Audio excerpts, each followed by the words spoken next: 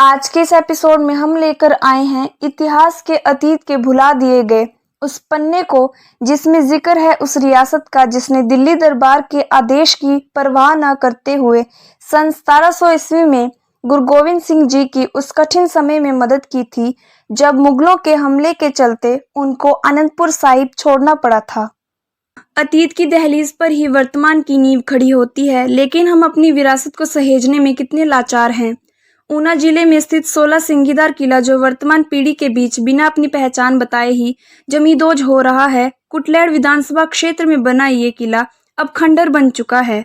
इतिहासकारों का मानना है कि इस प्राचीन किले से बरसों पहले पाकिस्तान के लाहौर का दृश्य भी दूरबीन के माध्यम से दिखाई देता था।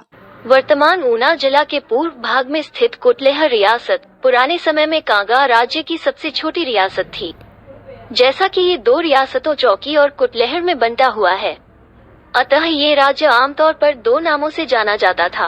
कुटलैहड़ राज्य का क्षेत्र जसवा पहाड़िया की श्रृंखलाओं की निरंतरता के टूटने पर बना। परंपरा के अनुसार कुटलैहड़ राज्य की स्थापना 750 ईस्वी के आसपास राजा गोपाल, एक गढ़िया राजा नामक चरवाहा समुदाय के एक पूर्वज राजा द्वारा की गई थी।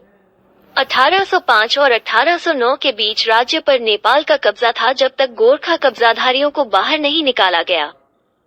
11वीं शताब्दी में राजा जसपाल के शासन के दौरान राज्य की सीमाएं अपने चरम पर थी, जब कहा जाता है कि वो सतलुज और ब्यास नदियों के बीच की सभी भूमि का स्वामी था।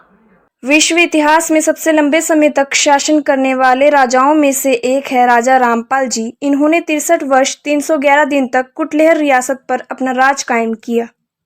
1700 ईस्वी में जब आनंदपुर साहिब पर मुगलों ने हमला किया तो गुरु गोविंद सिंह जी ने कुटलैहड़ को पार किया। तत्कालीन राजा ने मुगल आदेशों की अवहेलना की और मुगल सम्राट के क्रोध के कारण भारी कीमत चुकाते हुए सिख सेना पर हमला नहीं किया और कुटलैहड़ क्षेत्र को वापस काट दिया गया और राजा को अपने पुराने क्षेत्र का केवल एक अंश ही छोड़ दिया गया। 1701 में कुटलैहड़ के राजा और रानी ने रिवालसर में गुरु गोविंद सिंह जी से मुलाकात की, जहां गुरुजी ने कृतज्ञता के प्रतीक के रूप में राजा को अपनी तलवार भेंट की। गुरु गोविंद सिंह जी द्वारा उपहार में दी गई तलवार आज भी कुटलैहड़ परिवार के पास है। राजा महेंद्र की पत्नी रानी ललिता देवी से 4 बच्चे थे। वे हैं टिक्का बुद्धेश्वर पाल, राजकुमार युधिष्ठिर पाल, राजकुमारी देविया कुमारी और राजेश्वरी कुमारी।